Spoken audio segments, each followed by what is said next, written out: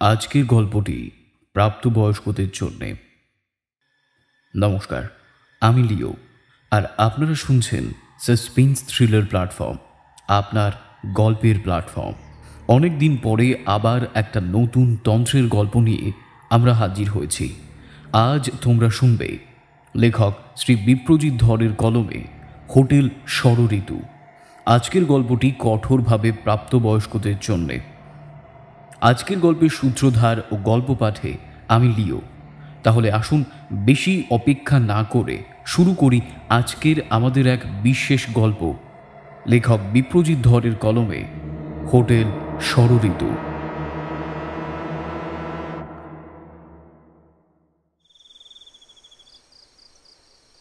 রাত 11:30 বাজে। ঘড়ি দেখল প্রত্যয়। নভেম্বর বলে শীতের আমেজ ভালোই টের পাচ্ছেও। এদিকে গাছপালা ঘেরা বলে ঠান্ডাটা একটু বেশি। মাঝে মাঝেই নদীর দিক থেকে বয়ে আসা বাতাস জামার ভেতর অবধি নাড়িয়ে দিচ্ছে। একবার সামনে তাকালো। বড় দোতলা বাড়িটার সামনে নানা লোকের চটলা, বেশিরভাগই পার্টি। নিচের কাউন্টারে একজন বসে মনে মনে হাসল। মানুষের জন্ম থেকে মৃত্যু পর্যন্ত এই লাইন তার পেছনে ছাড়ে না। কে এখানে কি করছিস? সুদীপ্ত কখন এসে দাঁড়িয়েছে ও টের পায়নি। তা ওদিকে খবর কি রে? বলছে তো আর দুটো পরেই নাকি ওদের। আরো দুটো? তার মানে পাক্কা 2 ঘন্টা? কাঁধ ঝাঁকালো সুদীপ্ত। সিগারেট আছে? পকেটে হাত দিয়ে শেষ সিগারেটের প্যাকেটটা খুলে ওকে দিল। তুই খাবি না? একটা হালকা হাসিতে বুঝিয়ে দিল, না। এ ব্যাপারটা ভাবলেই কেমন যেন লাগছে, তাই না? কি আর করা যাবে। তা বয়স কত হবে বলতো? ওই তো গেল আশ্বিনে 45-এ পড়েছিল। Sad, very sad. এই এক টান দে তো। সুদীপ্তর থেকে নিয়ে লম্বা টান দেয় প্রত্যয়। দুজনেই চুপ। চারিদিকে গাছপালা ঘেরা, এই সিমেন্ট বাঁধানো সিমেন্টের চাতাল। ওদিকে একটা ছাউনির নিচে হরিনাম করছে কয়েকজন। এসে থেকে এখনো পর্যন্ত তার বিরাম পড়েনি। কয়েকটা ল্যাম্প পোস্টের আলো জায়গাটাকে আলো আর আঁধারি মিলিয়ে একেবারে রহস্যময় করে তুলেছে। পাশেই একটা নদী, মাঝে মাঝে হাতে কলসি নিয়ে কেউ যেন নামছে। সিগারেটের শেষ টান দিয়ে ছুঁড়ে ফেলল। মুখে না বললেও কথাটা দুজনের মনেই ঘুরছে। ভোম্বল, অর্থাৎ ওদের মাই ডিয়ার ভোম্বলদা, যে আজ দুপুরেও ওদের সাথে হাসি ঠাট্টা করেছে, ক্যান্টিনে বসে টিফিন করেছে, সে আজ রাত 9:30 হঠাৎই সোফায় বসে ছন্দা বৌদিকে বলে, বুকের বাম দিকে কেমন যেন ব্যথা করছে, কেন বলো তো? বৌদি গ্যাসের ওষুধ এনে দেখেন ভোম্বলদা নিজের বাঁ চোয়াল চেপে ধরেছে। ডাক্তারকে ফোন করেছেন উনি ততক্ষণে ভোম্বলদা শুয়ে পড়েছে সোফাতেই। বৌদি সরবিট্রেট এনে দেখেন ইতিমধ্যেই তার প্রয়োজন ভুরিয়েছে। সোফায় শুয়ে থাকা ভোম্বলদার নিথর শরীর আর স্থির চাউনি বলে দিচ্ছে সব ওষুধের ঊর্ধ্বে সে ততক্ষণে। খবরটা প্রথমে সুকান্তই দিয়েছিল। প্রত্যয় বিশ্বাসই করতে পারেনি। কিছুক্ষণের মধ্যেই ওদের অফিসের হোয়াটসঅ্যাপ গ্রুপে ওদের বস মিস্টার মাথুরি পোস্টই করেন। ততক্ষণে বাড়ি থেকে বেরিয়ে পড়েছেও। বাইক নিয়ে সুদীপ্তকে তুলে সোজা শ্মশানে চলে আসে। সুকান্ত, রবি, দিলীপ, কল্যাণ ওরা আগেই ভোম্বলদার বাড়ি পৌঁছে গেছিল। সব কিছু গুছিয়ে এখানে আনতে প্রায় 10:30 বাজে। কাউন্টারে টাকা জমা করে নাম লিখিয়ে টোকেন নিয়ে বসতে বসতে আরও আধ ঘন্টা। কটু গন্ধটা ওদের দুজনের নাকেই এসে লাগে।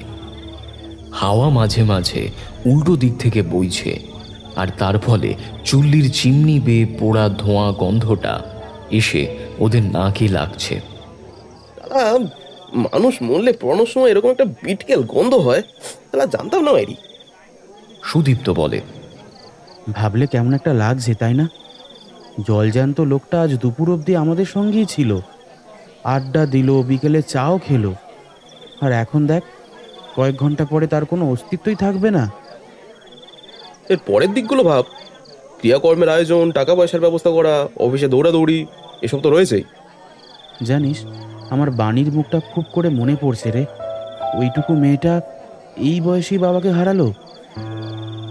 দুজনে হাঁটতে হাঁটতে একটা বড় নিম গাছের নিচে সিমেন্টের চাতালে বসে। কিরে, এই এখানে কি করছিস?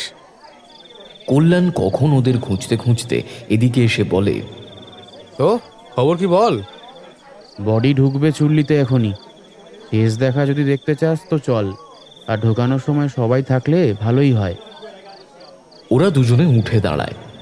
চারিদিক গাছপালা আর নির্জনতার মধ্যে এই দোতলা বাড়িটা কেমন ভূতের মতো দাঁড়িয়ে আছে, যার মাথা বেয়ে উঠে গেছে একটা বড় ইস্পাতের চিমনি, যার দোতলায় একটা বড় ঘরে স্টিলের ভারী দরজা আর কংক্রিটের দেওয়ালে দীর্ঘস্থায়ী কালো ছোপ পড়ে আছে।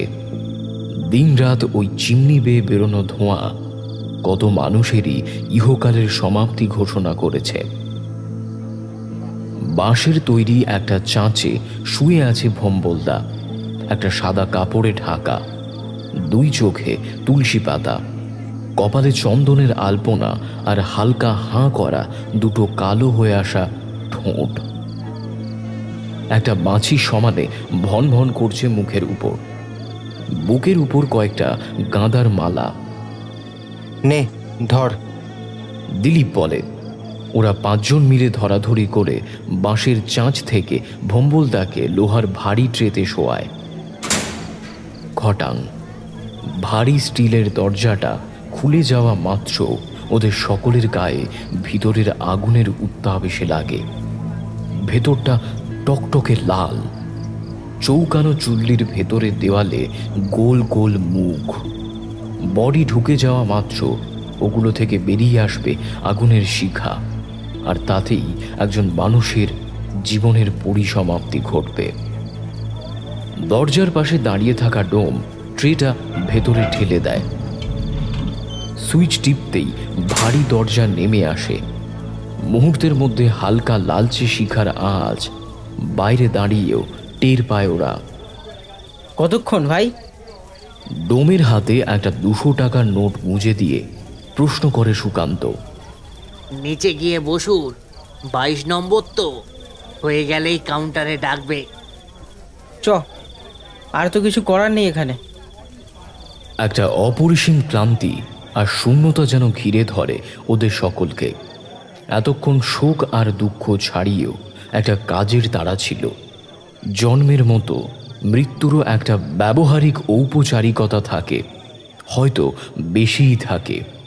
আবার মৃত্যুই যেন একটা শূন্যতা, একটা জিজ্ঞাসা বয়ে আনে। চা খাবি? তা খেলে মন্দ হয় না। আরে বলছি, বৌদিকে ফোন করেছিস? ফোন করিনি রে।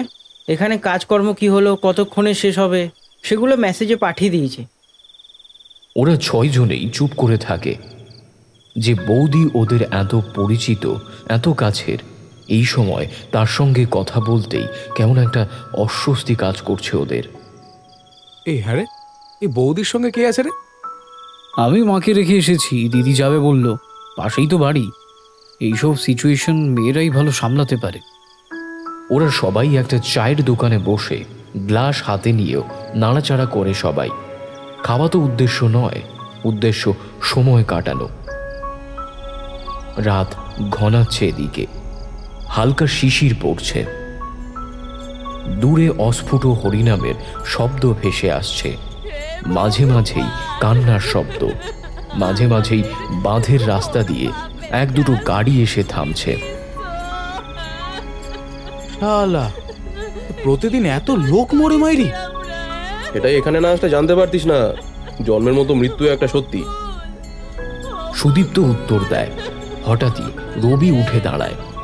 আচ্ছা তোরা বস, আমি একটু দেখে আসি।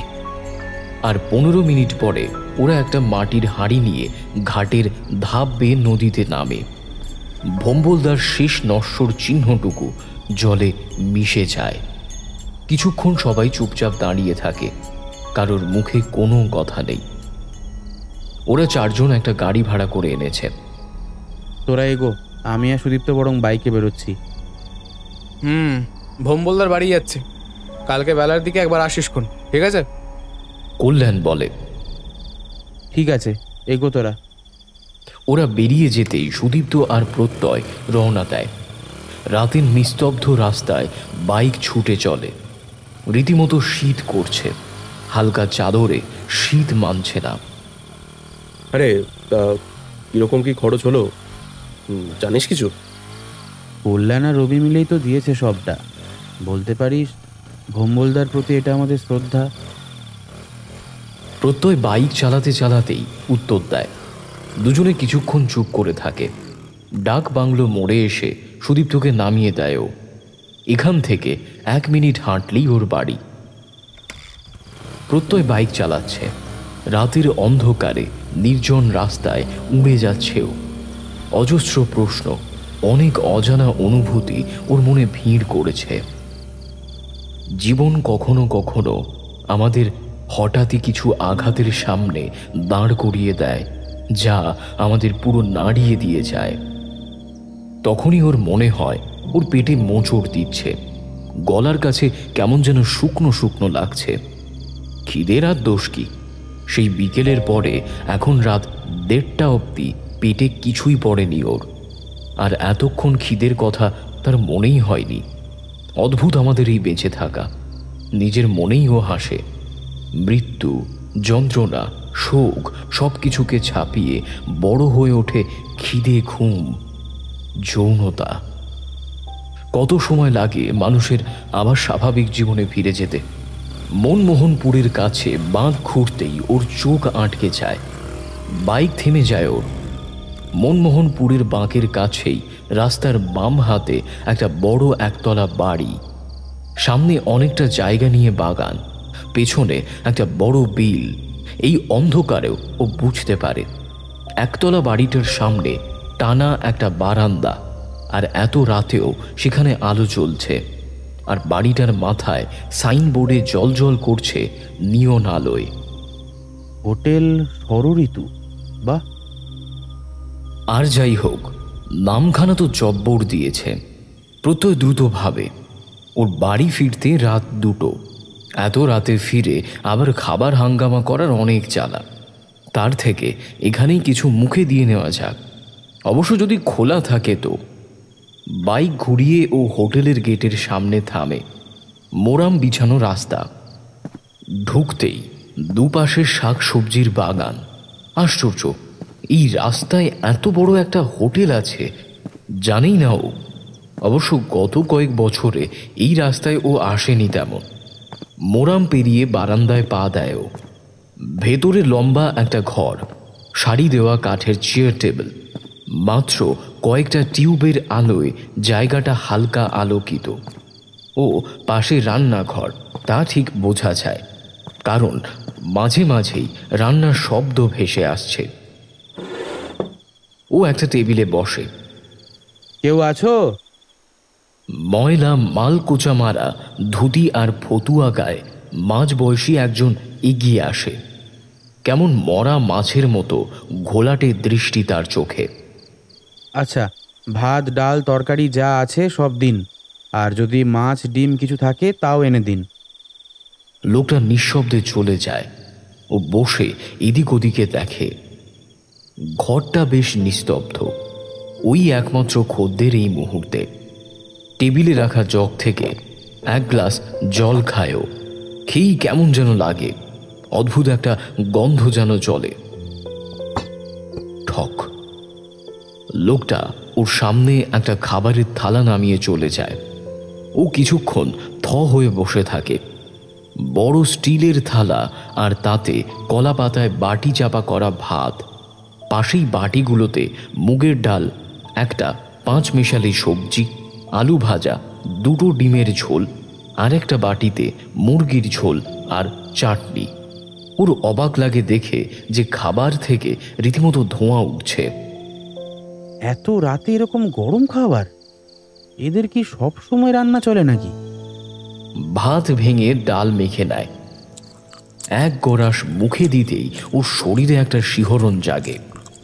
আজ অব্দি যত জায়গায় ও খেয়েছে, ও হলপ করে বলতে পারে এই রান্নার কাছে সেগুলো একেবারেই তুচ্ছ।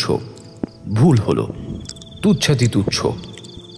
ও রীতিমতো ঝাঁপিয়ে পড়ে থালার উপরে, মুরগির ঝোল দিয়ে ভাত মেখে রীতিমতো আহা উহু করে। সামান্য ব্রয়লার চিকেনও এত সুন্দর করে রান্না করা যেতে পারে। 20 মিনিট কেটে গেছে।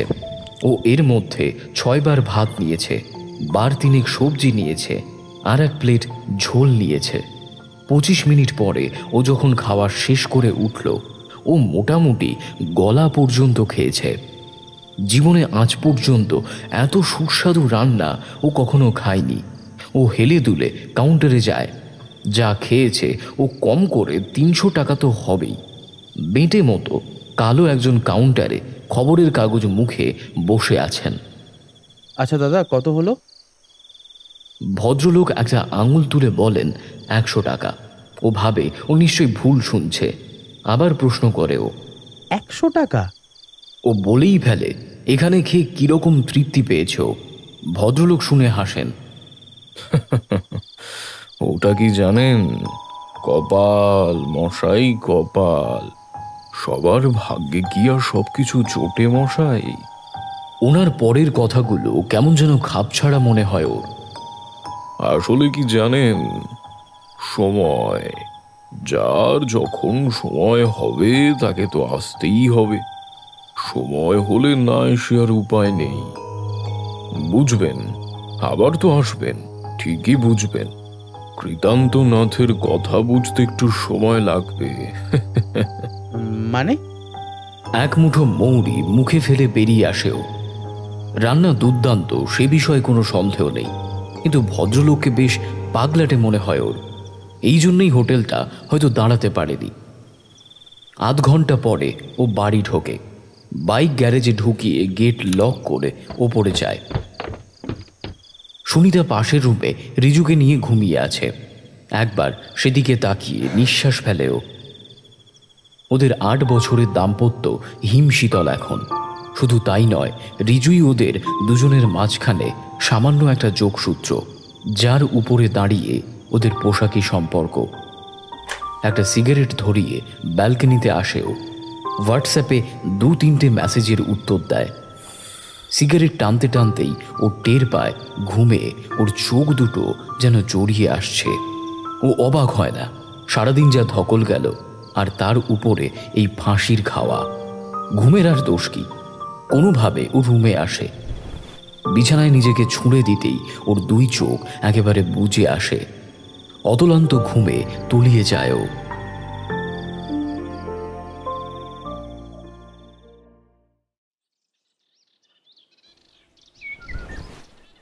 চোখের উপরে রোদ এসে পড়ায় ওর ঘুম ভাঙে। বিছানার পাশে টাইমপিস দেখেই ও চমকে ওঠে। বেলা প্রায় 10:30 বাজে। সর্বনাশ, আজ 11টায় ওর ছন্দা বৌদির বাড়িতে যাবার কথা। হাত বাড়িয়ে মোবাইলটা নেয় ও। তখনই চা নিয়ে সুনিতা ওর ঘরে ঢোকে। এইমাত্র স্নান সেরে এসেছে। ভেজা চুল পিঠে ছড়ানো, চেহারায় একটা শান্ত স্নিগ্ধ ভাব। আর যেটা সব থেকে ওকে আশ্চর্য করে, ওর মুখে স্মিত হাসি। এই নাও।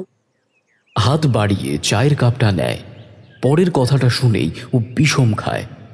কাল তোমার কি হয়েছিল বলো তো? ওর পাশে বসে সুনিতা প্রশ্ন করে। আমার আবার কি হলো? বটে। চোখ পাকায় ও, যদিও মুখের হাসিখানা তার অটুট। প্রত্যয়ের কেমন যেন সবকিছু গুলিয়ে যাচ্ছে। যে সুনিতা 10টা কথা বললে একটা উত্তর দেয়, খুব প্রয়োজন না হলে ওদের বাক্যালাপ হয় না, সে এইভাবে হাসি মুখে চা এনে দিচ্ছে, আবার প্রশ্ন করছে গত রাতের বিষয়। না না না, সবকিছু কেমন যেন গুলিয়ে যাচ্ছে ওর। কাল রাতে? আস্তে আস্তে ওর হাতের উপরে আঙুল বোলায় সুনিতা। এরপরের কথাগুলো শুনে ওর মনে হয় ও যেন ঘাট থেকে পড়েই যাবে। যে ভালোবাসায় তুমি আমায় ভরিয়ে তুলেছিলে আর আর পাগল করে দিয়েছিলে আমাকে। বলতে বলতে ওর একদম কাছে ঘেঁষে আসেও। ওর চোখের সামনে সবকিছু কেমন যেন দুলতে থাকে। আজ 3 বছর হলো ওদের সম্পর্ক একেবারে বরফ শীতল। বাড়িতে সুনিতা কোনো অপরিচিতা মহিলার মতোই থাকে। সেখানে এসব কি বলছে ও? এরকম মাঝে মাঝে আমাকে পাগল করে দিলে তো পারো, কেন এত লুকিয়ে রাখো নিজেকে? নিজের গালের উপরে ওর উত্তপ্ত নিঃশ্বাস টের পায়ও। দেখো, আমি ঠিক বলতে। তখনই ফোনটা বেজে ওঠে। বেরিয়েছিস? সুকান্ত ফোন করেছে। এই আসছি বলেই ও চা শেষ করে ওঠে, আর উঠে দাঁড়াতেই ওর মাথা ঘুরে যায়। খাটের নিচে মেঝেতে একপাশে পড়ে আছে শতচ্ছিন্ন দুটো পুরুষ ও মহিলার রাত পোশাক। তার পাশেই লুটিয়ে পড়ে আছে চাদর, আর তাতে অজস্র ভালোবাসার চিহ্ন। ওর স্পষ্ট মনে আছে গতকাল রাতে এসে ও শুয়ে পড়েছিল। তাহলে কখন ঘটল এসব? কিন্তু চোখের সামনে জামা কাপড়ের টুকরো তো তারই প্রমাণ দিচ্ছে। কোনোভাবে চাদর জড়িয়ে ও বাথরুমে যায়। হাজার ভেবেও কোনো কুল কিনারা করতে পারে না।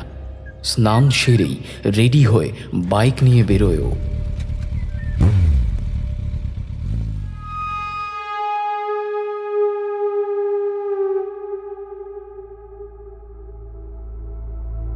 সাত দিন কেটে গেছে। ওর জীবন আমূল পাল্টে গেছে এই 7 দিনে। ওদের বরফ শীতল দাম্পত্য এখন উষ্ণ ভালোবাসায় টইটুম্বুর। সুনিতা আজকাল চোখে হারায় ওকে, যদিও ও কিছুই বুঝতে পারে না। তবে এর মধ্যে একদিন ভোম্বলদার কিছু কাগজে সই করানোর জন্য ছন্দা বৌদির বাড়ি গেছিল। চা খেতে খেতে কেমন নিজের মধ্যে আনমনা হয়ে পড়েছিল। ও না চাইলেও ওর চোখের দৃষ্টি চলে যাচ্ছিল এক বিশেষ জায়গায়। ও বেশ বুঝতে পারছিল এটা একটা অদ্ভুত চঞ্চলতা জেগে উঠছে ওর মধ্যে। আর কিছু মনে নেই ওর হুঁশ ফেরে হঠাৎই। ফিরতেই ও প্রবলভাবে চমকে ওঠে। ছন্দা বৌদি আকুল হয়ে কাঁদছেন। বৌদি, কি হয়েছে? বলতে বলতে ছিটকে সরে গেল ও। বেরো, তুমি এখনই বেরিয়ে যাও। পাগলের মতো চেঁচিয়ে উঠেছিলেন তিনি। বৌদি, কি ব্যাপার? আমি তো কিছুই। ওর কথা শেষ হবার আগেই ওকে যা নয় তাই বলেছিলেন উনি। তুমি এক্ষুনি বেরিয়ে যাও, না হলে আমি কিন্তু লোক ডাকবো। ছি ছি ছি, এত নোংরা তুমি। ও উঠে দাঁড়িয়েছিল। ও যখন বেরিয়ে আসছে একটা কথা শুনেছিল, আর কোনোদিন আমার বাড়িতে তুমি আসবে না। ভূতগ্রস্তের মতো ও নেমে রাস্তায় এসে দাঁড়ায়। কি হলো, কি ব্যাপার, কিচ্ছু বুঝতে পারছে না ও কি এমন করলো যে ছন্দা বৌদি এতটা রেগে গেলেন, ওকে যা নয় তাই বললেন। দিন কয়েক পরের কথা। ছন্দা গেছে মায়ের বাড়ি রিজুকে নিয়ে। আজ ওদের অফিসে ছুটি। অলস দুপুরে বারান্দায় বসে একটা ম্যাগাজিন নিয়ে পাতা উল্টাচ্ছিল। দাদাবাবু, একটু পাটা সরাও, মেঝেটা মুছবো। কাজল বলে। কাজল ওদের ঠিকই কাজের মেয়ে, পাশের বস্তিতে থাকে। ওর বাবা নেই। অভাবের সংসারে লোকের বাড়িতে কাজ করে নিজের পড়াশুনো চালায় ও ভাইদেরও পড়ায়। ও পা তুলতে যেতেই কাজলের হাতের ছোঁয়া লাগে। জলে ভেজা নেতার পাশাপাশি একটা 16 বছরের মেয়ের হাতের স্পর্শ যেন দেশলাই চালায় ওর শরীরে। ও তাকিয়ে দেখতে থাকে মেঝে মুছতে থাকা 16 বছরের ফ্রক পরা এক নিষ্পাপ কিশোরীকে। একটা সাদা পর্দা যেন নেমে আসে ওর মাথা জুড়ে। হঠাৎ করেই নিজের শরীরটা যেন ভারী মনে হয় ওর। হঠাৎই একটা ঝাঁকুনি দিয়ে ওর হুঁশ ফেরে। মেঝে বসে কাজল অঝরে কাঁদছে। ওকে দেখেই ভয়ে কুঁকড়ে যায় মেয়েটা। এই কাজল, কি হয়েছে রে? ওকে এগোতে দেখেই ভীষণ ভয়ে মেঝেতেই পেছনে সরে যায় ও। ভয়ে কাঁপছে মেয়েটা, চোখে মুখে জমাট বাঁধা আতঙ্ক। আরে কাজল, কি ব্যাপার আমাকে বল, তুই তো ভয় পাচ্ছিস কেন? কাজল ভয়ে সরে যায় ঘরের এক কোণে। ভীত হরিণী বাঘকে দেখলে যেভাবে সরে যায়, ওর কেমন যেন জেদ চেপে যায়। এগিয়ে গিয়ে কাজলের হাতটাও ধরে। তুই বলবি কি ব্যাপার? আর এরকম করছিস কেন তুই? পাগলের মতো একটা বিকট চিৎকার দেয় ও। থতমত খেয়ে ও হাত ছেড়ে দেয়। পরক্ষণেই দরজা খুলে পাগলের মতো ছুটতে থাকে কাজল, খালি পায়, যেন ভূত তাড়া করেছে ওকে। ও পিছু পিছু এগোয়, ডাকতে থাকে ওর নাম ধরে। একটা জিনিস চোখে পড়তেই ওর রক্ত জমে যায়। কাজল ঊর্ধ্বশ্বাসে দৌড়াচ্ছে, খেয়ালই করেনি রাস্তায় একটা ভারী মাল বোঝাই লরি ছুটে আসছে। ওর বুক কেঁপে ওঠে কি হতে চলেছে সেটা ভেবে। ও একবার চিৎকার করে ওকে ডাকতে যায়, কিন্তু গলা দিয়ে শব্দ বেরোয় না। পরক্ষণেই দ্রুত ছুটে আসা লরির সঙ্গে ধাক্কা খায় এক কিশোরী মেয়ে, রাস্তায় ছিটকে পড়ে। ড্রাইভার যতক্ষণে ব্রেক কষেছে ততক্ষণে শরীরটা পিষে দিয়েছে ভারী চাকা। ফ্রক পরা একটা কিশোরী দেহ রাস্তায় ছড়িয়ে ছিটিয়ে পড়ে থাকে, অনেকটা জায়গা জুড়ে রক্তের আলপনা নিয়ে। চোখ দুটোয় তখনও মাখানো নিদারুণ আতঙ্ক। লোকজন মুহূর্তের মধ্যে ছুটে আসে। ড্রাইভার এর ফাঁকেই কখন নেমে পালিয়েছে। কাঁপতে কাঁপতে ও মাটিতে বসে পড়ে। আশেপাশে এত লোকের ভিড়, এত চেঁচামেচি, কিচ্ছু কানে আসে না ওর। হাত পা কাঁপছে রীতিমতো চোখের সামনে এরকম একটা মৃত্যু দেখে। মাটিতে শুয়ে থাকা কাজলের নিথর চোখের দৃষ্টি ভুলতে পারে না ও। এটা সাধারণ পথ দুর্ঘটনার কেস বলেই সবাই মনে করে। প্রতিদিন কত লোকই তো এভাবে বেঘরে মরছে।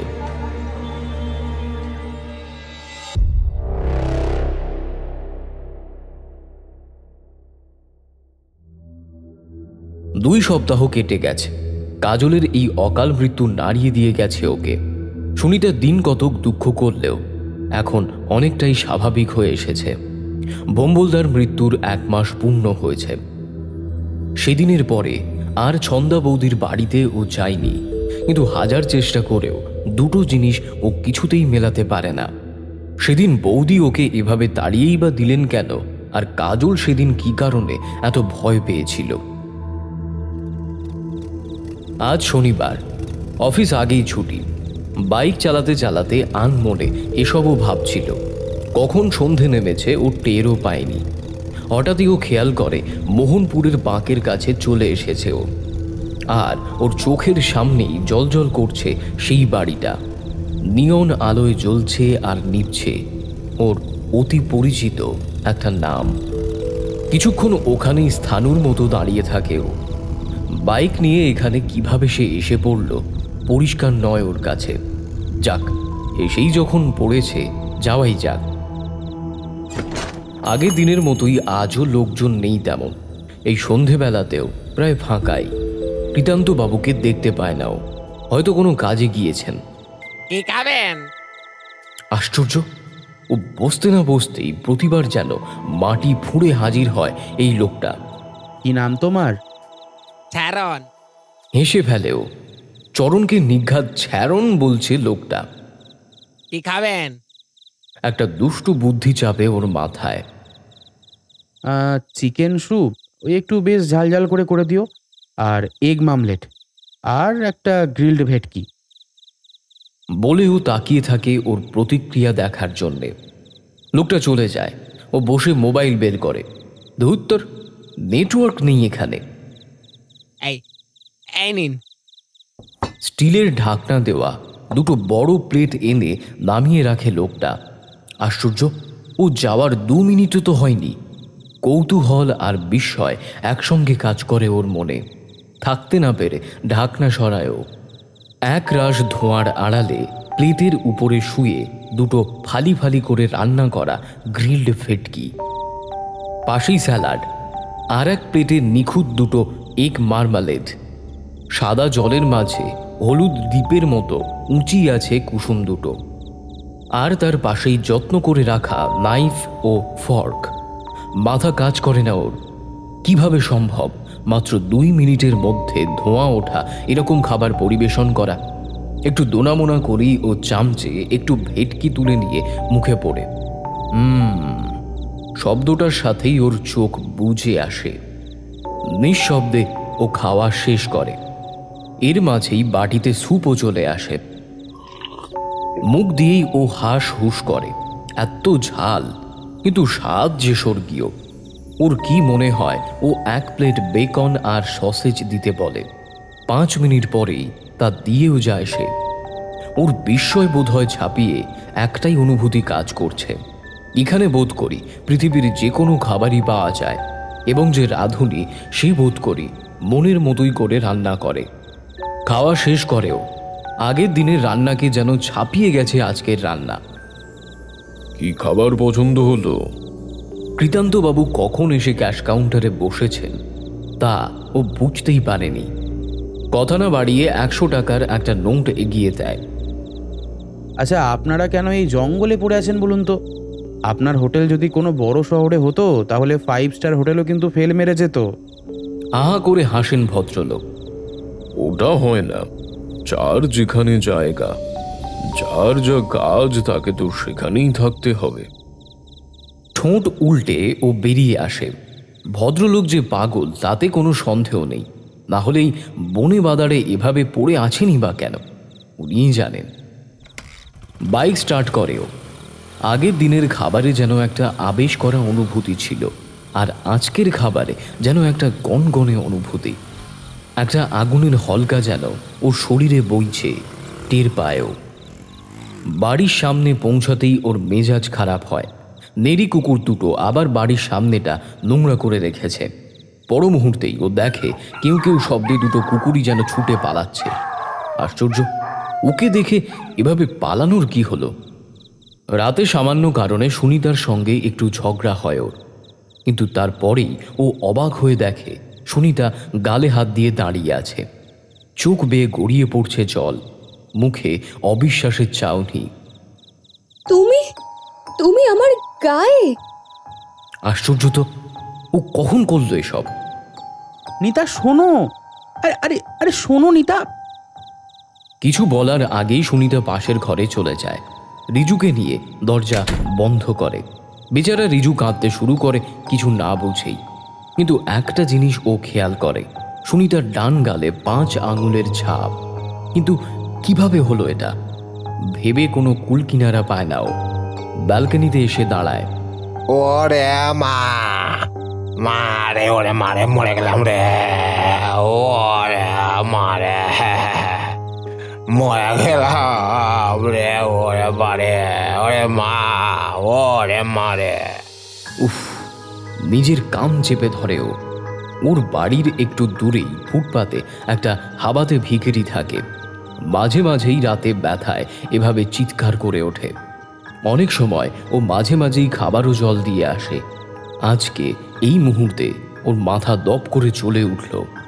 সারাদিন খেটে খুঁটে আমি কি রাতে একটু শান্তিতে ঘুমোতেও পারবো না? দুমদাম পা ফেলে ও রুমে ঢুকে দরজা বন্ধ করে, জানলার পর্দাগুলো টেনে দেয়। কিন্তু তাতেও কি রেহাই আছে? ওই বুড়ো ভিখিরিটার আর্তনাদ আর কান্না, আর মাঝে মাঝে ও পোষা কুকুরটার ঘেউ ঘেউ চিৎকার। উফ, জাস্ট অসহ্য। বালিশে নিজের কান মাথা গুঁজে দেয়, কিন্তু তাতেও ওই শব্দ তো কানে আসছেই। তুত্তেরি ছাই, মরে না কেন আপদ দুটো কে জানে। রাগে গজগজ করতে করতে বালিশে মাথা গোছেও কখন অতল ঘুমের রাজ্যেও তলিয়ে যায় টের পায় না।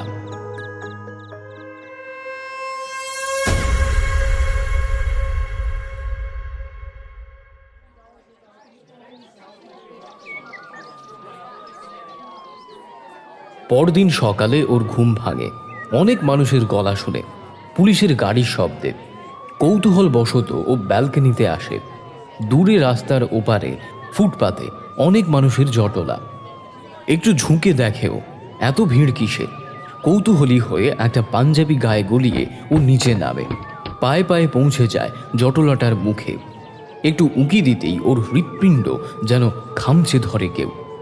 বুড়ো পুঙ্গু ভিখারিটা পড়ে আছে, আর নিষ্প্রাণ চাহনি বলে দিচ্ছে অনেকক্ষণ আগেই ইহলীলা শেষ হয়েছে তার। কিন্তু যেটা দেখেও শিউরে ওঠে তা হলো বুড়ো ভিখারিটার মাথা একদম উল্টো দিকে ঘুরানো, পুরো 180 ডিগ্রি ঘাড় মুচড়ে মাথা উল্টো দিকে ঘুরিয়ে দিয়েছে কেউ, হাত দুটোর আঙুল ছড়ানো। মনে হয় ঘুমের মধ্যেই কেউ এই কাজ করেছে। বুড়োর চোখ দুটো ঠেলে বেরিয়ে এসেছে, একটা ন্যাতার মতো জিভটা ঝুলছে। সরুন সরুন সরুন সবাই, এখানে কেউ ভিড় করবেন না। দুজন কনস্টেবল লোকজনদের ওখান থেকে সরাতে থাকে। ও টের পায় যে ওর পা কাঁপছে, চোখের সামনে সারা পৃথিবী যেন দুলছে ওর। আর তখনই ওর চোখ পড়ে ফুটপাতের পাশের রেলিংয়ে। বুড়োর পোষা কুকুরটা রেলিংয়ের মধ্যে অর্ধেক ঢুকে আছে, সামনের অংশটা ঝুলছে। দেখেই বোঝা যায় তারও একই গতি হয়েছে। একটু পরেই দুজন মুদ্রা ফরাস এসে বুড়োর শরীরটা তুলে নিয়ে যায়। কুকুরের দেহটাও চালান হয় পলিথিনে মোড়ানো বুড়োর শরীরের কাছেই। ভিড় পাতলা হয়ে আসে, কিন্তু সবার মধ্যেই একটাই আলোচনা, একজন চালচুলোহীন পঙ্গু ভিখারিকে এভাবে কে খুন করল। আর এইরকম অমানসিক শক্তিতে মাথা ঘুরিয়ে দেওয়ার মতো শক্তি আদেও কোনো মানুষের আছে কিনা, এর সাথেই একটা আতঙ্ক চেপে বসে সকলের মনে। এই কোন খুনির আবির্ভাব হলো? বেলা বাড়তে ও অফিসে বেরোয়। দুপুরে সামান্য একটা বিষয় নিয়ে কল্যাণের সঙ্গে একচোট কথা কাটাকাটি হয় ওর। খুব সামান্য বিষয়, কিন্তু ও কেন এত ক্ষেপে গেল ও নিজেও তা জানে না। দিলীপ, রবি, সুকান্ত সহ বাকিরা এসে তখনকার মতো ব্যাপারটা থামিয়ে দিলেও ও ভেতরে ভেতরেই রাগে গজরাচ্ছিল। ওর সব থেকে বেশি মাথা খারাপ হয়েছিল কল্যাণ কেমন অদ্ভুত দৃষ্টিতে ওর দিকে তাকিয়েছিল, আর ওর একটা কথা, তুই অনেক বদলে গেছিস রে প্রতু। এই 1-1.5 মাসে তুই হঠাৎ এতটা পাল্টে যাবি এটা ভাবতে পারিনি। বসে কাজ করলেও ওর মাথায় ঘুরপাক খাচ্ছিল ওই কথাগুলো। খুব বাড় বেড়েছে কল্যাণের। ওর মুখের উপর কথা বলার সাহস হয় কি করে ওর? লাঞ্চ আওয়ারে সবাই ক্যান্টিনে গেলেও ও যায় না। একটা সিগারেট খাবে বলে ওঠেও। কল্যাণের ডেস্কের পাশ দিয়ে যেতেই ওর চোখ পড়ে একটা পেট মোটা কালো চামড়ার ব্যাগ। কি মনে হতে ব্যাগটা খোলেও, খুলেই ওর হাত কেঁপে ওঠে। ভিতরে কম করে 9-10টা 500 টাকার বান্ডিল। চট করে ওর মনে পড়ে কদিন আগেই কল্যাণ বলেছিল দোতলা করবে, তাই আজকে ব্যাংকে গিয়ে টাকা তুলে এনেছে। কিন্তু এভাবে এত টাকা ফেলে রেখে যায় কেউ? খুট শব্দটার সাথেই বাথরুমের দরজা ঠেলে কল্যাণ বেরিয়ে আসে। ওকে নিজের ডেস্কের সামনে দাঁড়িয়ে থাকতে দেখে একটু অবাকই হয়। মুখ গম্ভীর করে এগিয়ে আসেও। কিরে তুই এখানে? ও হেসে কল্যাণের পিঠে হাত দেয়। ভাই, তখন মাথাটা হঠাৎ গরম হয়ে গেছিল, প্লিজ কিছু মনে করিস না ভাই। অদ্ভুত চোখে ওর দিকে তাকায় কল্যাণ। সে তো বুঝতেই পারছি, এই কদিনে তুই কেমন যেন পাল্টে গেছিস। বলতে বলতেই ব্যাগটা নিয়ে একটা বড় ক্যারি ব্যাগে ঢোকায়। বেরোচ্ছিস? হ্যাঁ রে, এই সুমিতার হাতে টাকাটা দিয়ে আসবো। নেক্সট উইকেই দোতলার কাজ শুরু করছি। তোকে একটা কথা বলার ছিল। ওর গলার স্বরে এমন কিছু ছিল কল্যাণ ভ্রু কুঁচকে তাকায়। ওর কাঁধে হাত রাখে। কি হয়েছে তোর? Any problem? শেয়ার করতে পারিস আমার সঙ্গে, চিন্তা নেই। ও কল্যাণের কাঁধে মাথা রেখে কেঁদে উঠে বলে, আমি ভালো নেই রে, আমি খুব সমস্যায় আছি। আমার মনে হচ্ছে আমি শেষ হয়ে যাচ্ছি ভাই। বলতে বলতে ফুঁপিয়ে কাঁদেও। আরে আরে এইটা ঘরে, আর কি হয়েছে বলবি তো? আরে কাঁদ, আরে কি হয়েছে বল। কল্যাণ ওকে শান্ত করার চেষ্টা করে। ও মুখ তোলে, চোখের জল মোছে, ভীষণ বিধ্বস্ত দেখায় ওকে। প্রতু, কি হয়েছে তোর? হ্যাঁ, আমাকে বল তো, এনিথিং রং? ছাদে চল, বলছি। কল্যাণ এক মুহূর্তের জন্য ঘড়ি দেখে, ভ্রু কোঁচকায়। আচ্ছা 5 মিনিট দে আমাকে, তাহলে না হলে দেরি হয়ে যাবে। দুজনে হেঁটে বেরোয়। 22 তলায় ওদের অফিস। ও গম্ভীরভাবে সিঁড়ির দিকে হেঁটে যায়। এখান থেকে 2টো সিঁড়ি উঠেই ছাদ। কল্যাণও ওর পেছন পেছন আসে। ছাদে উঠে আনমনে প্রাচীরের কাছে আসে ও। 2-1বার হাত দিয়ে চোখ মোছে। প্রতু এভাবে ভেঙে পড়িস না প্রতু, কি ব্যাপার বল। কল্যাণ ওর পাশেই দাঁড়িয়ে, ডান হাত ওর পিঠে, বাম হাতে ধরা ওই ব্যাগটা। একটা কথা কি জানিস কল্যাণ, আমি আর আমার মধ্যে নেই। আমার খুব ভয় করে, ভীষণ ভয়। আমি জানি না আমার সঙ্গে কি হচ্ছে, আমি কিচ্ছু বুঝতে পারছি না। আসলে আমাকে যেন বলতে বলতেই ও টের পায় ওর গলা ভীষণ ভারী হয়ে আসছে। চোখের সামনে সবকিছু কেমন পাল্টে যাচ্ছে। ওর চোখের চাউনি, গলার স্বর যেন ওর নয়, অন্য কারোর। একটা সাদা পর্দা যেন ওর চেতনার উপরে নেমে আসে। ও শুধু দেখে কল্যাণ উৎগ্রীব হয়ে ওর সামনে দাঁড়িয়ে ওর দিকেই তাকিয়ে আছে। মাথার উপর দিয়ে দুপুরের রোদ মেখে একটা চিল উড়ে গেল।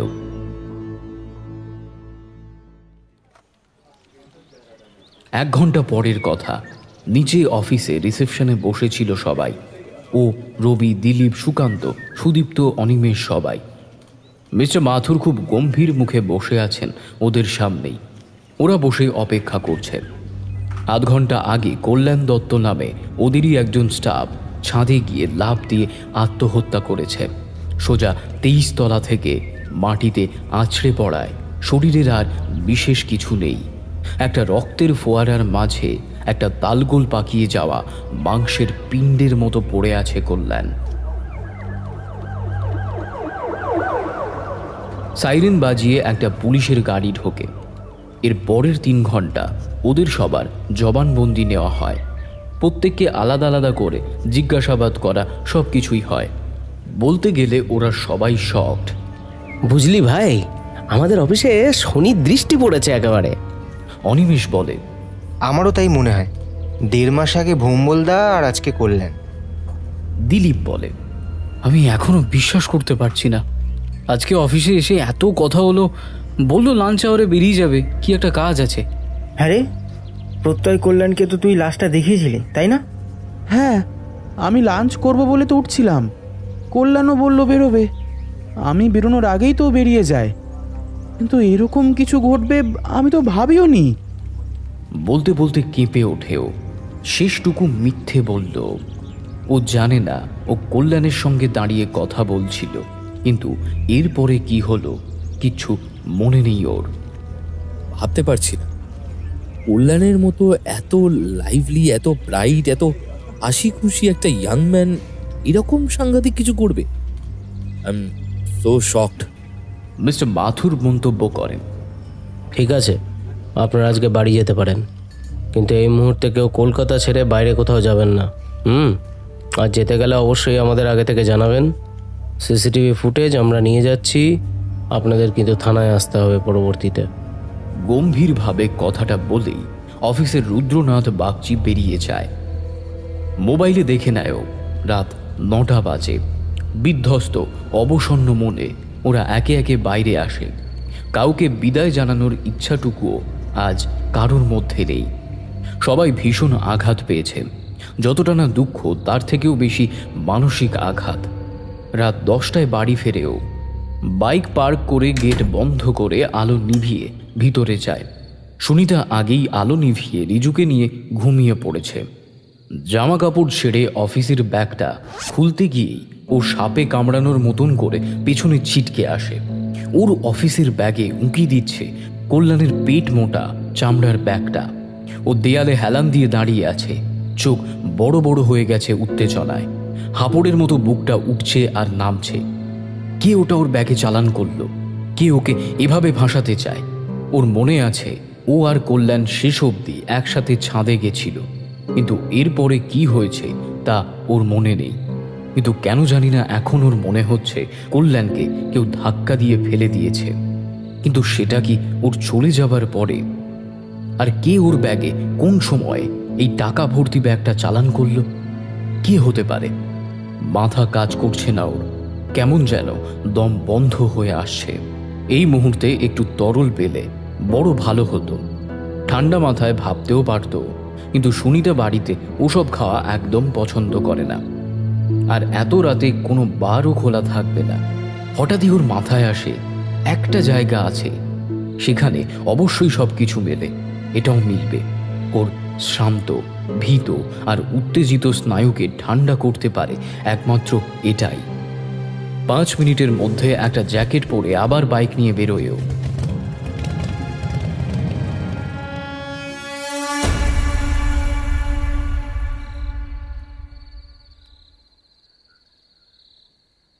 মন্দিরপাড়া থানার ইনচার্জ অফিসার রুদ্রনারায়ণ বাগচি বসে ভাবছিলেন আজকের কেসটার কথা। কোনো কারণ ছাড়াই একটা বছর 35-এর টাটকা ছেলে এই রকম কাজ করবে এটা মানতে উনি রাজি নন।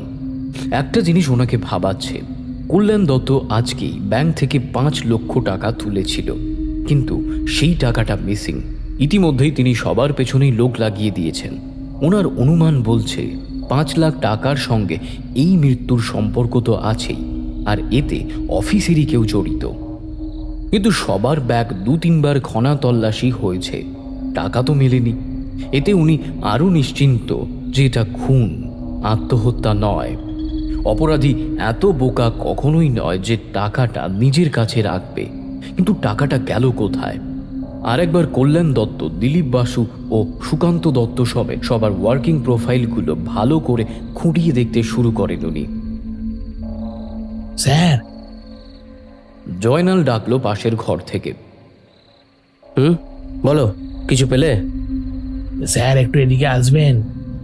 উনি উঠে গেলেন। কম্পিউটারের পর্দায় বসে জয়নাল এতক্ষণে আজকের সারা দিনের সিসিটিভি ফুটেজ খুঁটিয়ে দেখছিল। অবশ্য উনি গোটা মাসেরটাই এনেছেন। স্যার এই দেখুন, 1:55। এই লোকটা কি নাম যেন? প্রত্যয় গুহ। হ্যাঁ, এই যে চেয়ার ছেড়ে উঠে দাঁড়ালো, এই যে হেঁটে যাচ্ছে, যেতে যেতে কল্যাণ দত্তের ডেস্কের সামনে এসে দাঁড়ালো, নিচু হলো, টেবিলের সামনে কি একটা দেখছে। কল্যাণ দত্ত বাথরুম থেকে বেরিয়ে এদিকে আসলো, এই যে দুজনে দাঁড়িয়ে কথা বলছে। 1:56 থেকে 1:59 অবধি দুজনে দাঁড়িয়ে কথা বলছে। দেখে মনে হচ্ছে যেন কোনো ব্যক্তিগত বিষয় নিয়ে আলোচনা হচ্ছে, কারণ এই প্রত্যয় ইমোশনাল হয়ে পড়েছে। কল্যাণ ওকে কিছু বোঝাচ্ছে। দুজনে একসাথে বেরোলো, এই যে প্রত্যয় হেঁটে যাচ্ছে ডান দিকের করিডোরে, আর এই যে কল্যাণও হেঁটে গেল ওর পেছন দিয়ে। উনি এক দৃষ্টে তাকিয়ে আছেন স্ক্রিনের দিকে। এরপরে? স্যার এই ক্যামেরার রেঞ্জ এতটুকুই। লাস্ট দেখলাম যে ডান দিকের করিডোরে প্রত্যয় হেঁটে গেল, ওর পেছনেই গেল কল্যাণ। আচ্ছা, ডান দিকেই তো সিঁড়ি আর বাম দিকে লিফট, তাই তো? আর সিঁড়ির মুখের ক্যামেরার ফুটেজ? মাথা নাড়ে জয়নাল। মিস্টার মাথুর বললেন, ওটা 1 মাস যাবৎ খারাপ, আমি চেক করেছি স্যার, ওই ক্যামেরায় কোনো ফুটেজ নেই। বিরক্ত হয়ে একটা সিগারেট ধরান উনি। আচ্ছা, ক্যামেরা খারাপ হওয়ার আর সময় পেল না, আর এরা 1 মাস ধরে এই ক্যামেরাটা ঠিক করতে পারে না।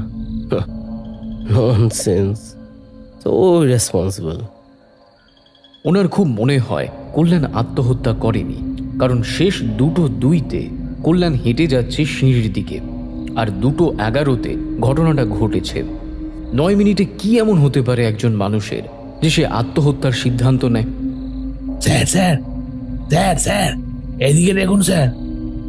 উনি তাকিয়ে দেখেন 2:12-তে একজন কেউ ডান দিকের করিডোর দিয়ে এদিকে আসছে, অর্থাৎ সে ছাদ থেকেই নেমেছে এটা নিশ্চিত। উনি ঝুঁকে পড়েন স্ক্রিনে, কিন্তু দেখেই চমকে যান। যে যাচ্ছে সে অনেকটা সামনে ঝুঁকে হেঁটে যাচ্ছে, মাথা একদম নিচু করে, গায়ের জামা অনেকটা সামনে ঝুলে পড়েছে। ক্যামেরায় তার মুখ একদমই ধরা পড়ছে না। যে হেঁটে যাচ্ছে সে খুব সচেতনভাবেই নিজেকে গোপন করতে চায়, এটা নিশ্চিত, কিন্তু ক্যামেরায় পরিষ্কার বোঝা যায় না সে কে হতে পারে। তখনই ওনার মোবাইলটা বাজতে শুরু করে। হ্যালো স্যার, মৃগাঙ্ক বলছি স্যার। বলো স্যার, বলছি 5 মিনিট হলো হাইওয়ে ধরে প্রত্যয় দত্তকে, মানে যাদের আপনি ওয়াচ করতে বলেছিলেন আর কি, তাদের একজনকে খুব জোরে বাইক ছুটিয়ে ওই মনোমোহনপুরের দিকে যেতে দেখলাম। শুনেই ভ্রু কুঁচকে ওঠে ওনার। রাত 11:30টার সময় প্রত্যয় এই জোরে বাইক চালিয়ে কোথায় যাচ্ছে? শোনো, তুমি ওকে ফলো করো, ঠিক আছে, কিন্তু জাস্ট ওয়াচ করবে। I repeat, just watch. তেমন কিছু হলে আমাকে জানাবে। মোবাইলটা রেখেই জয়নালকে বলেন, কিছু বুঝতে পারলে কে হতে পারে? জয়নাল চিন্তিত স্বরে বলে ওঠে, black and white footage sir, আর রেজলিউশনও অনেক কম। একটা কাজ করতে পারি, বাকি সবার হাঁটা চলা আর বডি গ্রাফিক্স বানিয়ে দেখতে পারি কারোর সঙ্গে ম্যাচ করে কিনা। উনি এসে নিজের চেয়ারে বসেন, অন্য মনস্কভাবে পেপার ওয়েট ধরে টেবিলে ঘোরান। কেন জানি না ওনার ষষ্ঠ ইন্দ্রিয় একটা ইঙ্গিত দিচ্ছে, কিন্তু সেটা কি উনি ধরতে পারছেন না। আর এরা সব কর্পোরেট লোকজন, এদের হাত অনেক দূর অবধি। উপযুক্ত প্রমাণ না থাকলে এগোনো মুশকিল। উনি একটা ডাকাতির কেস ফাইল খুলে কাজে মন দেন। 15 মিনিট পরেই আবার মৃগাঙ্কর ফোন। হ্যাঁ স্যার। বলো। স্যার বলছি, প্রত্যয় বাবুকে মনোমোহনপুরের বাঘ অব্দি তো এলেন, কিন্তু বাঘ ঘুরে কোথায় যে গায়েব হয়ে গেলেন দেখতে পেলাম না স্যার। হোয়াট মানে? সরি স্যার, কিন্তু উনি যে ডান দিকে টার্ন নিলেন বাইকে, আর তার পর মুহূর্তেই কোথায় যে গায়েব হয়ে গেলেন কিছুই তো বুঝতে পারলাম না। শিট, রাত 12টা বাজে প্রায়। তুমি তুমি একটা কাজ করো, আধ ঘন্টা একটু আশেপাশে ওয়াচ করে তারপরে চলে এসো। ওকে স্যার, ওকে ওকে। অসম্ভব জটিল লাগছে সবকিছু ওনার। সিসিটিভি ফুটেজে কেউ ইচ্ছে করে মুখ ঢেকে সামনে ঝুঁকে হাঁটে, কেউ চলন্ত বাইকে উধাও হয়ে যায়, কারোর 5 লাখ টাকা ভর্তি ব্যাগ পাওয়াই যায় না। কেন জানি না ওনার মনে হচ্ছে এ শুধু খুন বা আত্মহত্যা নয়, বরং এমন কিছু যা ওনার চোখে পড়ছে না।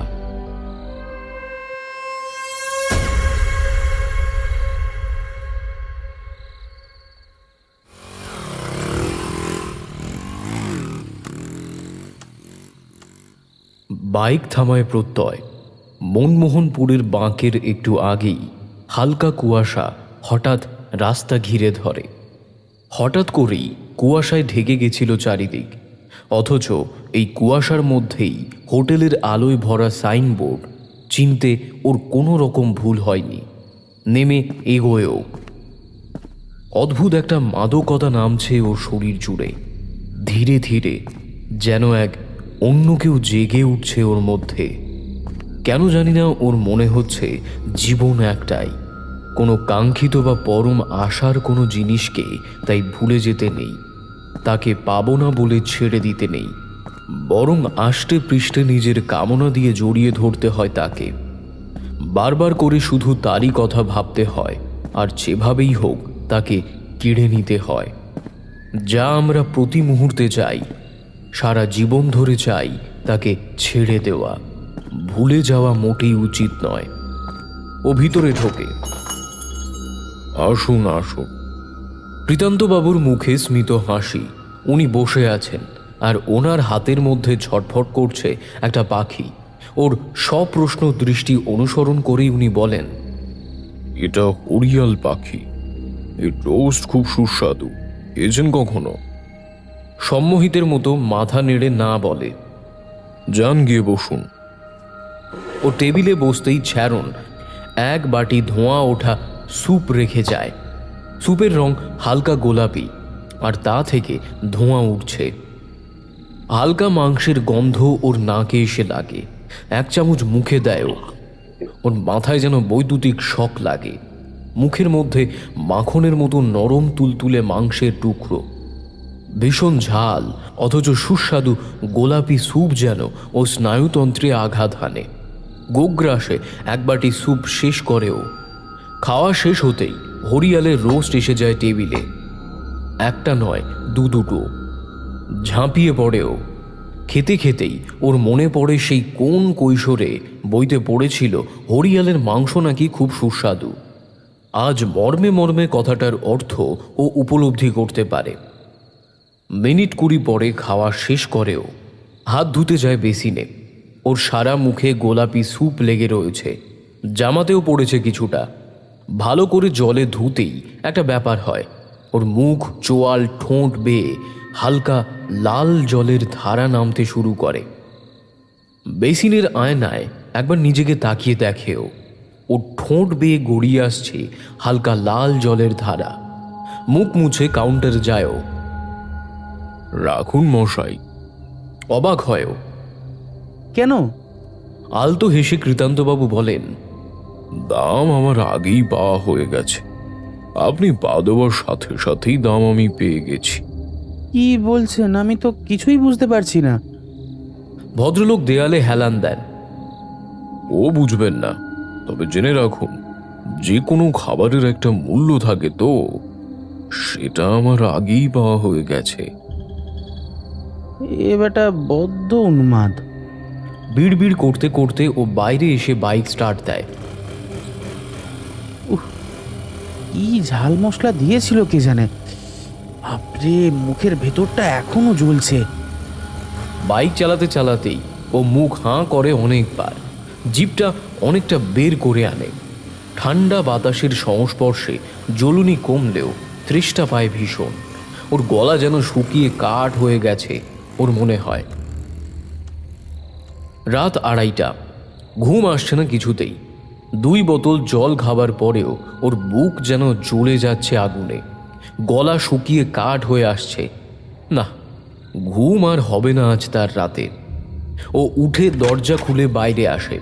ও খেয়াল করে না যে এই অন্ধকারেও ও পরিষ্কার দেখতে পাচ্ছে। ওর কান খুব সামান্য শব্দ শুনতে পাচ্ছে। ওর ঘরের বাইরের করিডোরে একটা বড় আয়না বসানো। হেঁটে যেতেই ওর মনে হয় আয়নার মধ্যে কে যেন সরে গেল। চমকে ওঠে ও, নিজে আয়নার সামনে দাঁড়ায়। আয়নার মধ্যে এটা কি দাঁড়িয়ে আছে? কান দুটো অস্বাভাবিক ছুঁচালো আর সরু, চোখের মনে দুটো টকটকে লাল আর স্থির, ঠোঁটের 2 পাশে উঁকি দিচ্ছে দুটো সদন্ত, আর মুখে হিম শীতল চাহনি।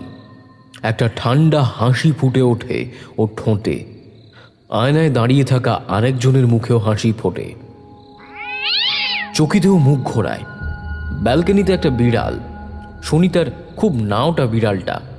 কার বাড়ির ও জানে না, কিন্তু সবসময় পায়ে পায়ে এসে ঘোরে। রিজুও দুধ মাছের টুকরো দিয়ে রীতিমতো পোষ বানিয়ে ফেলেছে ওকে। নিঃশব্দে ও এগোয় ব্যালকনির দিকে, জিভে চুকচুক শব্দ করে। আর ওর চোখে এখন শুধুই বসে থাকা বিড়ালটা ছাড়া আর কিছুই নেই।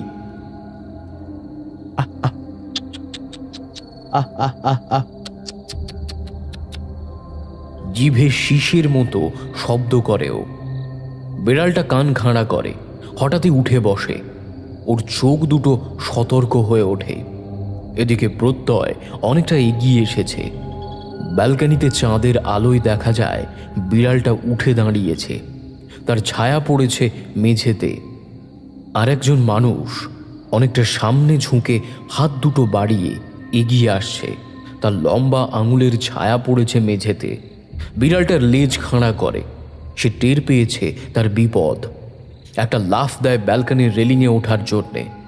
তার আগেই একটা বড় কালো ছায়া এসে লাফিয়ে পড়ে ওর ওপরে। ওর চিৎকারটা মুখেই থেকে যায়, কারণ দুটো লম্বা দাঁত ওর কণ্ঠনালী ফুঁড়ে দিয়েছে। ছটফট করছে ওই দাঁতের বাঁধনে। একটা লম্বা জিভ টেনে নিচ্ছে ও শরীর থেকে বেরিয়ে আসা উষ্ণ লাল তরল স্যুপ। শব্দে জিভ বের করে চাটছে কেউ ওর গলার ফুটো দুটো। আপ্রাণ শক্তিতে পা ছুঁড়ছেও। আরও শক্ত হয়ে দাঁতের কামড় চেপে বসল ওর গলায়। একটু পরেই ওর সব ছটফটানি এই জন্মের মতো থেমে যায়।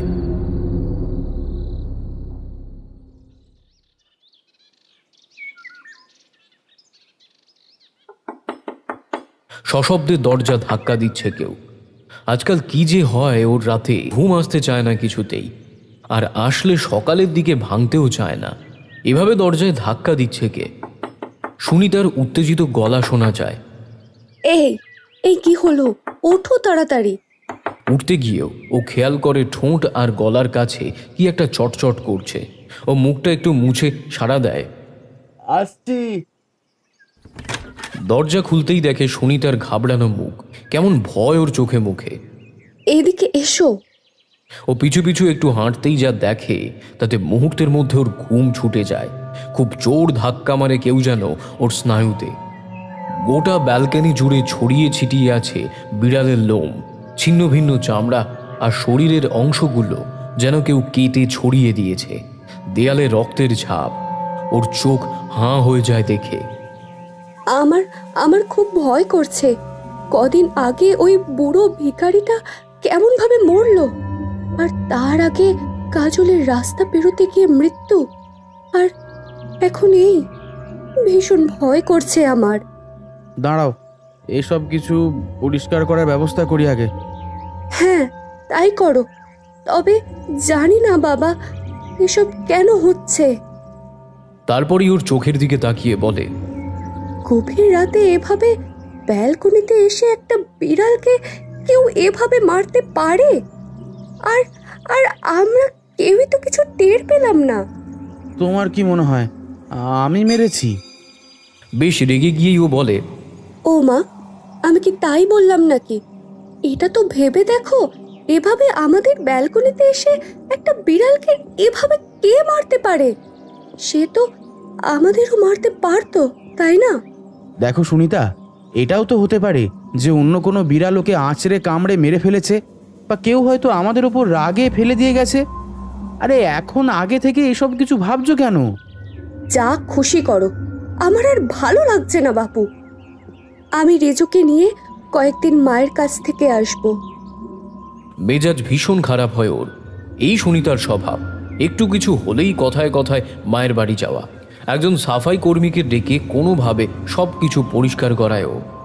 তাকেও মিথ্যে কথা বলে যে ওর পোষা কুকুর গতকাল রাতে বিড়ালটাকে মেরে ফেলেছে। বেশ কিছু টাকাও গুঁজে দেয় তার হাতে।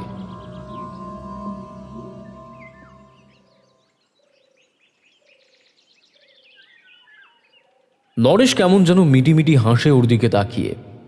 बाबूजी एक बात बोलूं? हाँ बोलो। अभी 2 साल में तो कभी देखलाम ना जे अपना रूम में कोई कुत्ता है, कभी उसका आवाज तक सुनलाम ना, तो फिर अचानक ये कुत्ता कहाँ से आ गया? पान खावा नोंगड़ा दाते और नेशातुर लाल चोखे इंगितपूर्ण हासि देय लोकटा। তে তোমারও তো জানার দরকার নেই, কালকেই কিনে এনেছিলাম আর আজকে সকালেই তাকে ফেরত দিয়ে এসেছি। কখন গেলেন বাবুজি? আমি তো সাবেরে 5টায় আসি, अभी 7টা বাজে, আপনাকে তো নিকালতে দেখলাম না। কথা শেষ করেই হাত পাতে লোকটা, ঠোঁটে নোংরা হাসি। সুনিতা পেছনে এসে দাঁড়ায়। নরেশের চোখের চাহনি মুহূর্তে পাল্টে যায়। সামনে দাঁড়িয়ে থাকা ওকে টপকে নরেশের দৃষ্টি পড়ে দাঁড়িয়ে থাকা সুনিতার ওপরে। ওর মাথা থেকে পা পর্যন্ত ছুঁয়ে যায় নরেশের চোখ। প্রত্যয় টের পায় একটা চাপা আগুন ওর শিরায় উপশিরায় জাগছে যেন। 100 টাকার আর একটা নোট ওর হাতে গুজে দিয়ে বলে, এখন যাও। জরুর বাবুজি, কিন্তু ফির আসবো কেমন?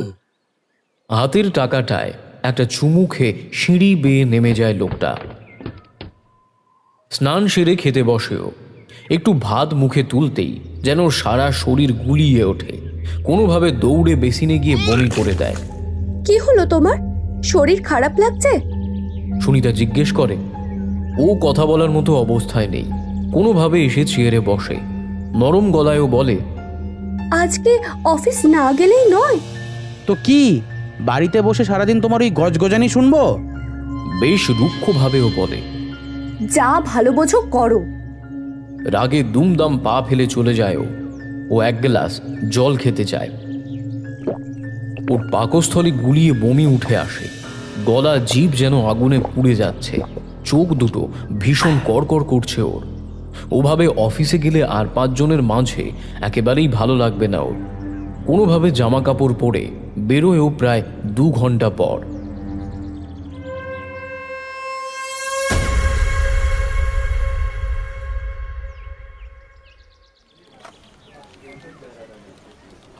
টেবিলে বসে একের পর এক ফাইল ক্লিয়ার করছেও। নিজের স্পিড দেখে নিজেই অবাক হয়ে যাচ্ছে। শারীরিক ফুর্তি আর গতি যেন 10 গুণ বেড়ে গেছে ওর আগের থেকে। চোখে জ্বালাটাও আছে বটে, কিন্তু অনেক তাড়াতাড়ি যেন পড়তে পারছে। ওর কান খুব সামান্য শব্দও যেন শুনতে পাচ্ছে। অসম্ভব ফিট মনে হচ্ছে ওর আজ নিজেকে। তখনই একটা টক ঢেকুর ওঠে ওর গলা বেয়ে। ও পাশে রাখা চা মুখে দিতে যায়, চুমুক দেওয়া মাত্রই ওর গা গুলিয়ে ওঠে। কি যেন হয়েছে ওর, সারা শরীর খিদে পুড়ে যাচ্ছে, কিন্তু কিছু মুখে দিলেই গা পুরো গুলিয়ে উঠছে ওর। টিফিনের বেল বাজে। কল্যাণের ওরকম মৃত্যুর পরে ওরা সবাই কেমন যেন চুপচাপ হয়ে গেছে। তাল কোথাও একটা কেটে গেছে ওদের। আর মাথুরও কেমন হঠাৎ করেই খুব বেশি মেথডিক্যাল অ্যান্ড বিজনেস মাইন্ডেড হয়ে গেছেন। বেল বাজলে এসো, নিঃশব্দে বসে কাজ করো, লাঞ্চ আওয়ারে লাঞ্চ খাও, কাজ শেষ করে বাড়ি যাও। অদ্ভুত এক কেজো শীতলতা ওদের সবার মধ্যেই। ছুটি হলে ও নিচে নামে। শরীরে অদ্ভুত একটা অস্বস্তি হচ্ছে ওর। প্রথম প্রথম একটা শিরশিরে অনুভূতি হতো ওর। হৃৎপিণ্ড উত্তেজনায় চঞ্চল হয়ে উঠত। এরপরে হঠাৎ করেই ও অনুভব করত ওর মাথায় যেন আগুন ধরেছে। কিচ্ছু মনে থাকতো না ওর তখন। আর আজকাল ওর যে কি হয়েছে, কারো কাছে ভালো কিছু বা দামি কিছু দেখলেই এক দৃষ্টে তাকিয়ে দেখে, কল্পনা করে এটা যদি ওর হতো। আজকাল ও খুব হিসেব করে জীবনে ও কি পায়নি, কি ও পেতে পারত। একবার কোনো কিছু নিয়ে ভাবতে বসলে ও মাথা থেকে বেরই করতে পারে না সেটা আর। আবাদের মতো আজকাল যে কোনো কিছু পছন্দ হলেই তার দিকে চেয়ে থাকে। ওর হাত পা কেমন যেন কাঁপে। তখন আর সেটাই ছবির মতো ওর মাথায় ঘুরতে থাকে। কানের মধ্যে ফিস ফিস করে যেন। বাইক স্টার্ট দিয়েও বেরোলো। 6টা বাজে। রামহরি তলার কাছে এসে হঠাৎই ওর বাইক বিগড়ে গেল। কিছুতেই আর স্টার্ট নেয় না। বার কতক বিফল চেষ্টার পরেও ও বুঝল ওর কম্য নয়। কোনোভাবে হাঁটিয়ে নিয়ে গেল ওই ভারী বাইকটা দাশুদার গ্যারেজে। ওর একটু ভেবে অবাকই লাগলো, এত ভারী বাইক ও স্বাচ্ছন্দ্যে হাঁটিয়ে নিয়ে যাচ্ছে, যেটা 2 মাস আগেও অসম্ভব ছিল ওর কাছে। দাশুদার জিম্মায় বাইক রেখে ও হেঁটেই বেরোয়। রাত 8:30 বাজে। ও সারা শরীর জ্বলছে খিদেতে। দাশুদা ওকে চা দিয়েছিল। এক চুমুক দিয়েই কোনোভাবে উঠে গিয়ে ফেলে দিয়েছে ও। খিদের চোটে ওর পেট একেবারে জ্বলছে, মাথা ঘুরছে রীতিমতো। ধুত্তেরি, ওর মেজাজ আরও খারাপ হয়। হঠাৎ করেই এই লোডশেডিং, কোনো মানে হয়? মোবাইলের টর্চ জ্বালানোর কথা ভেবেও রেখে দেয়। না, অসুবিধা হচ্ছে না তেমন, দিব্যি দেখতে পাচ্ছে ও। কি যে হয়েছে আমার কে জানে, কি যে রোগ বাঁধিয়ে বসলাম, তোর ভাল লাগে না। ভাবতে ভাবতেই ও হেঁটে যায়।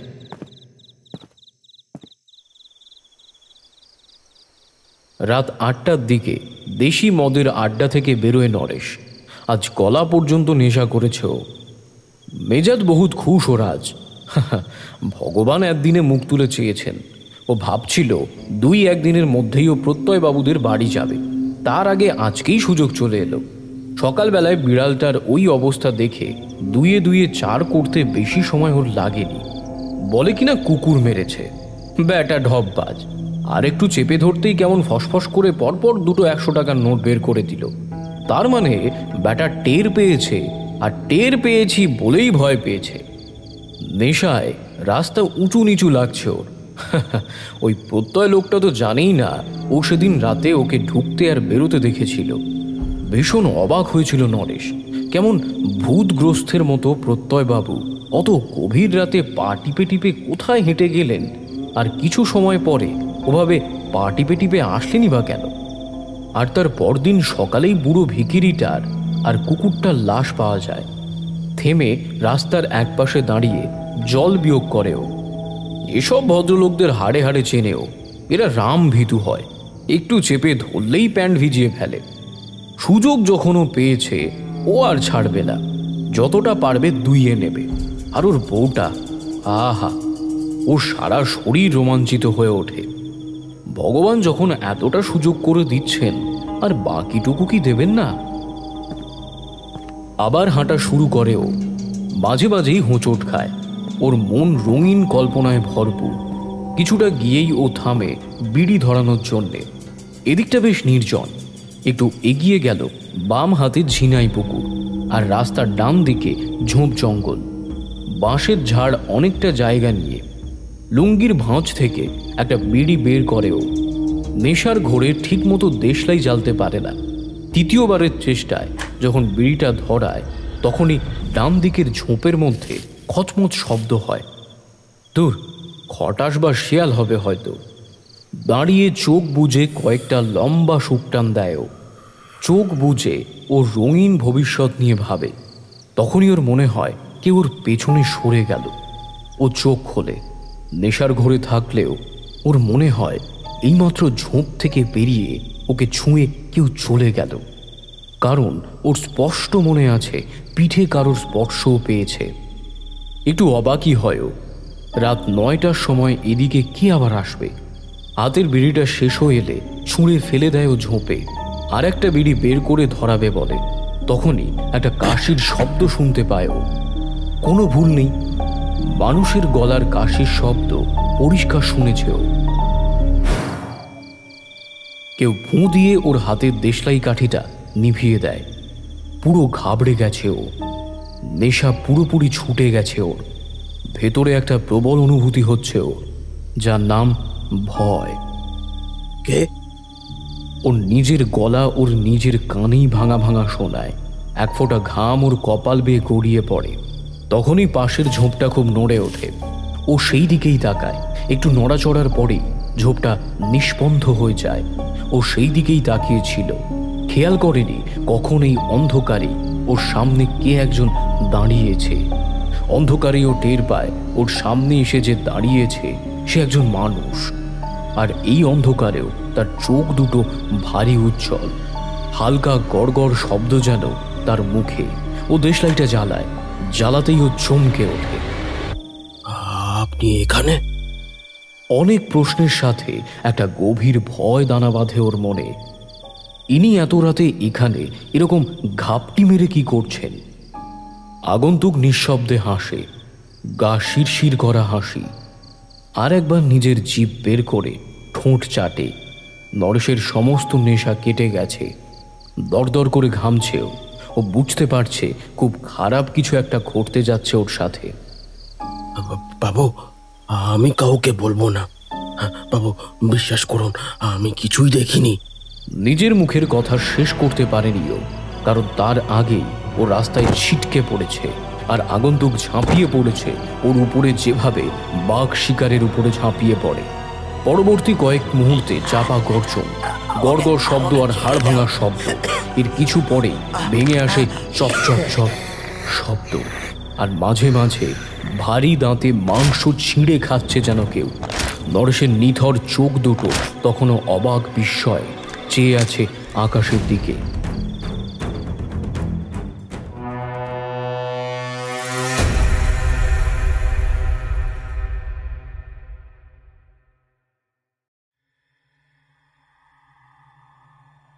গল্পটি আপনাদের কেমন লাগলো তা অবশ্যই কমেন্ট সেকশনে জানাতে ভুলবেন না।